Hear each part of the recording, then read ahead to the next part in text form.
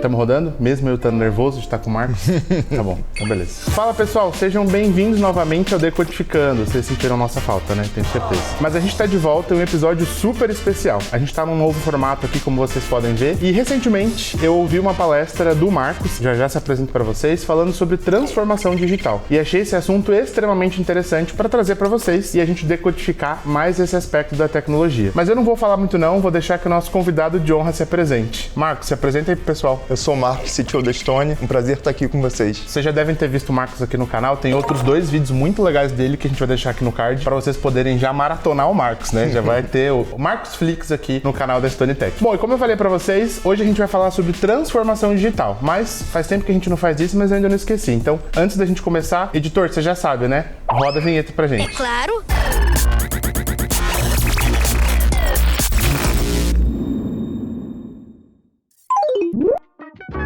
Bom, pra gente começar esse assunto, então, acho que nada mais justo do que você explicar pra gente o que é transformação digital. Bom, Léo, a palavra-chave que a gente usa para definir transformação digital é insights. E o que é fundamental na transformação digital é usar insights para alavanca de negócios e como esses insights podem ser úteis para a gente definir os processos de negócio, remapear processos da empresa e até mesmo estruturar a empresa baseado nos dados que a gente coletou. E esses dados estão vindo de onde? Estão vindo dos nossos clientes, como eles usam os nossos produtos, como eles interagem com os nossos produtos. Então, a palavra-chave, como eu falei, é insights e dados. Agora a gente tem uma habilidade fundamental para coletar dados em alta escala e a gente pode usar esses dados como o veículo principal para a gente conseguir entender o nosso negócio com um pente muito fino e estruturar todas as alavancas de negócio que a gente tem e todos os processos internos e externos da empresa. Nossa, muito interessante, Marcos. E a transformação digital, ela tem estágios? Eu nunca vi nenhuma classificação muito precisa sobre isso, mas eu penso da seguinte maneira: no estágio inicial, a empresa pode ter os processos todos manuais e não automatizados. Então, isso é claro, assim, você acabou de abrir uma loja nova e contratou as pessoas e ainda nem pensou como estruturar seus processos. E aí, a partir daí, vem a necessidade de você escalar o seu negócio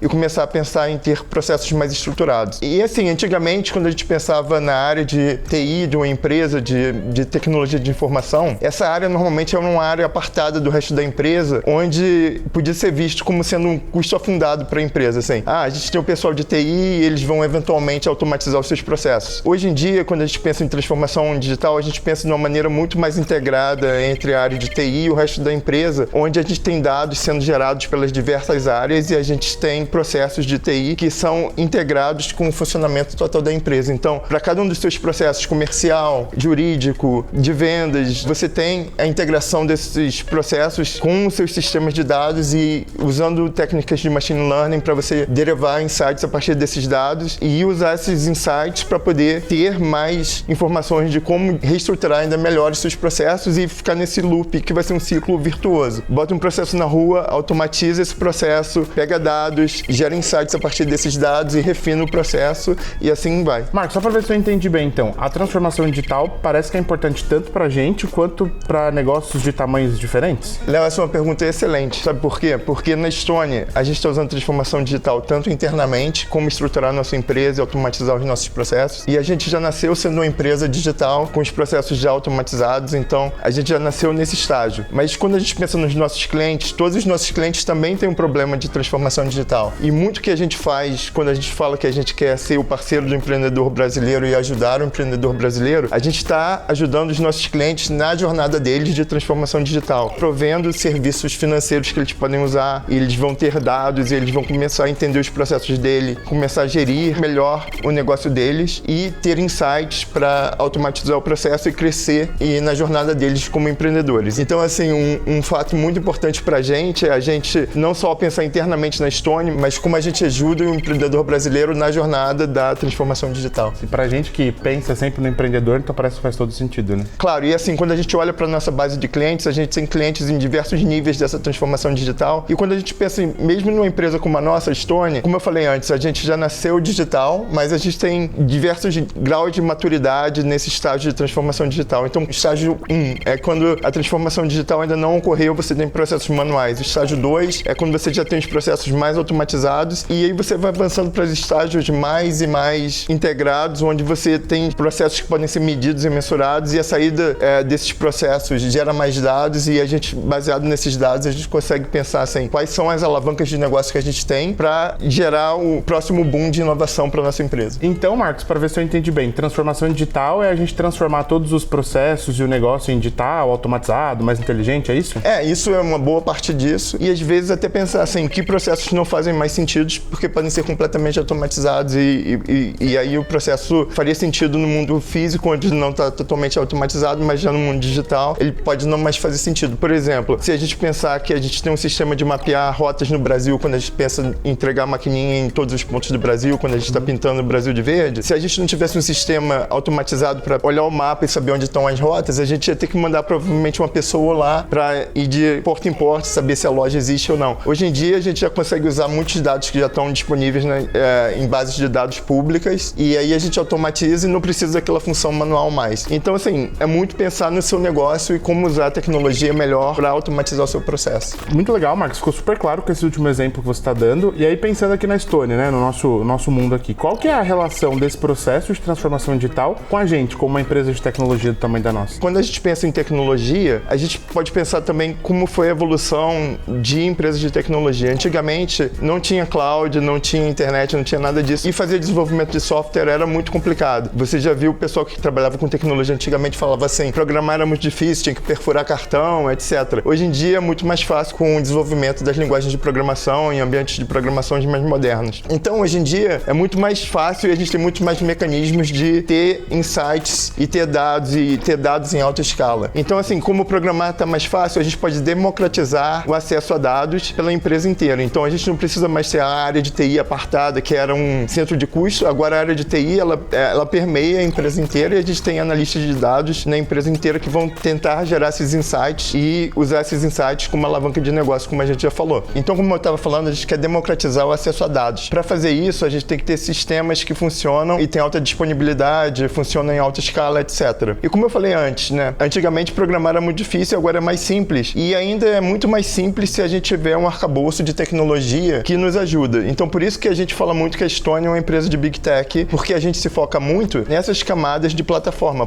de dados, plataforma de cloud, plataforma de redes, para que a gente consiga dar agilidade a quem está desenvolvendo as nossas plataformas financeiras, sistemas de banking, sistemas de meios de pagamento, etc., de uma maneira muito mais ágil, onde eles possam apenas se focar na lógica do negócio deles e não se preocupar com todas as camadas de infraestrutura que precisam ser construídas. Muito legal. E assim, eu tenho percebido essa transformação aqui dentro, tem feito todo sentido, né? Então eu imagino que a galera que está assistindo vai achar também o conteúdo muito interessante e muita gente aqui está dando os primeiros passos em tech com a gente. Então, para quem quer entrar nesse mundo de transformação digital, quer trabalhar com isso, o que você diria para essa pessoa? A gente sempre fala que tecnologia é muito importante, não só para a transformação digital, mas também como um veículo de ascensão social. A gente vê que tem um gap muito grande entre o número de profissionais que a gente precisa contratar aqui na Estônia e em todas as empresas de tecnologia no Brasil e o número de pessoas que estão se formando. Então, assim, todo mundo que está interessado, eu aconselharia bastante começar a estudar dados, começar a estudar manipulação de dados, estatística, que são todas as ferramentas que podem te dar insights. Então, assim, a gente fala muito de machine learning e inteligência artificial. O que é isso? Isso é basicamente você olhar os dados e tentar extrair informações desses dados. Então, assim, eu aconselho muito quem queira trabalhar com tecnologia, se focar nessas áreas de manipulação de dados, sistemas de alta escala, machine learning, estatística. Tudo isso vai ajudar muito, não só empresas como a Estônia, mas também os nossos clientes. Os nossos clientes também precisam de pessoas que trabalham na área de transformação digital. Por quê? Porque transformação digital nada mais é do que usar a tecnologia para alavancar ainda mais o seu próprio negócio. Nossa, muito, muito legal, muito interessante, bem prático para todo mundo que tá assistindo, né? Então, ó, vocês ouviram do CTO da Estônia, o caminho das pedras aí para trabalhar com transformação digital. Vocês sabem, tem sempre vaga aberta aqui na Estônia, então se você quiser fazer parte dessa transformação digital que a gente está promovendo aqui, é só se inscrever no link que tá aqui embaixo. E eu não vou esquecer de fazer uma pergunta pro Marcos, fazer uma pergunta difícil para você, mas que é muito boa